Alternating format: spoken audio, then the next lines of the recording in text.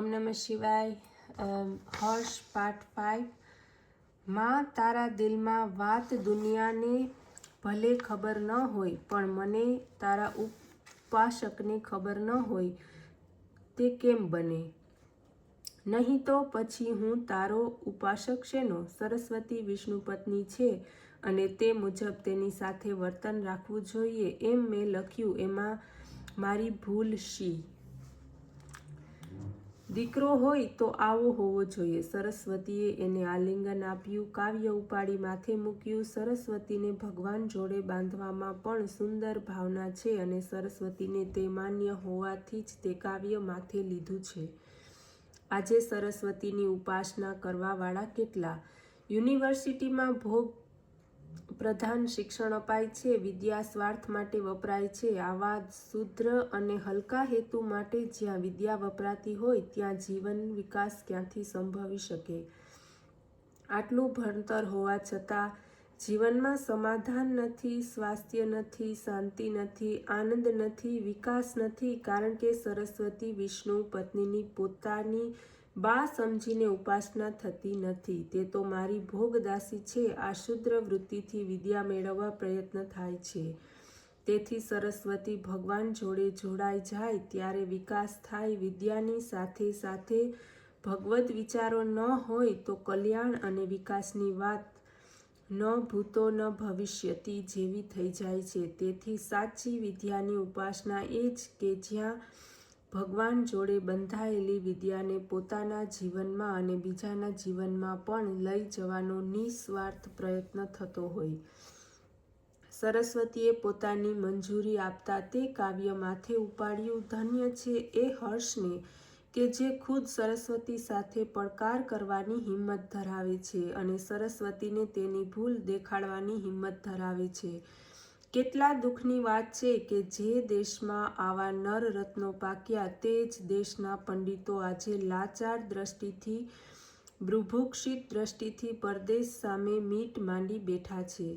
પોતાના અષ્ટ કાવ્યનો સરસ્વતીએ સત્કાર કર્યો છતાં ત્યાંના લોકોની તેને જાણ ન હતી. કાશ્મીર અજાણ્યો દેશ છે, કોઈ ઓળખે નહીં અને હર્ષ પોતે સામેથી ચાલી રાજાના દરબારમાં જાય નહીં.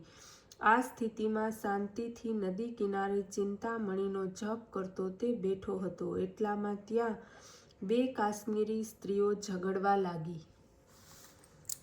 કાશ્મીરનો જેમ નિસર્ગનું સૌંદર્ય છે તેમ ત્યાંની લલનાઓ પણ સુંદર છે. હર્ષ આ બંને સ્ત્રીઓને જોરથી વાતો કરતી જોઈ રહ્યો હતો. ભાષા તો આવડતી ન હતી, પરંતુ જ્યારે તેઓ એકબીજાના વાળ ખેંચવા લાગી ત્યારે એને લાગ્યું કે આ કાંઈ મોટો ઝઘડો હોવો જોઈએ.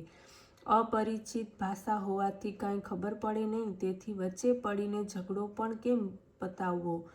તેણે પાછું પોતાના ચિંતનમાં મન પરોવ્યું. એટલામાં ત્યાંથી પસાર થતા સૈનિકે બંને સ્ત્રીઓને છોડાવી. ઝઘડો રાજા સુધી પહોંચ્યો. રાજા કહે, કોઈ સાક્ષી છે? એક સ્ત્રીએ કહ્યું કે નદી કિનારે એક ભાઈ બેઠા હતા, તે અમારો ઝઘડો સાંભળતા હતા. રાજાએ હર્ષને બોલાવ્યો, સૈનિક મોકલ્યો. સૈનિક હર્ષને પકડી રાજ દરબારમાં લઈ આવ્યો. વિધિની પણ કેવી વિચિત્રતા છે! કોને કયે વખતે કઈ રીતે ભેટો કરાવશે તેનો પણ પતો લાગતો નથી. રાજાએ પૂછ્યું, આ બંને સ્ત્રી ઝઘડતી હતી ત્યારે તમે ત્યાં હાજર હતા? હા, હર્ષ એકાક્ષરી જવાબ આપ્યો. શાના વિશે ઝઘડો હતો તે તો મને ખબર નથી, કારણ કે અહીંની ભાષા મને આવડતી નથી, પરંતુ તે શબ્દોનો ધ્વનિ હું કરી શકીશ. જુઓ, આપ સમજી શકો છો.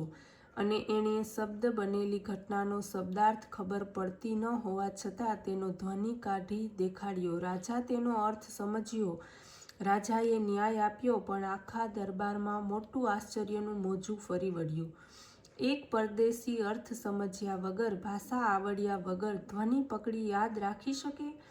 રાજાએ પૂછ્યું, તમારું નામ શું? મને લોકો હર્ષ કહે છે. સરસ્વતી સાથે ઝઘડ્યા તે હર્ષ તો નહીં ને? હર્ષ નમ્રતાથી માથું નમાવી હા પાડી. રાજાએ ખૂબ ધામધૂમથી તેનો સત્કાર કર્યો. લોકોમાં તેને ખૂબ માન્યતા મળી. લોકોએ ખૂબ પ્રેમથી તેને સર્વ કલા નિધિની પદવી આપી. ઓમ નમઃ શિવાય.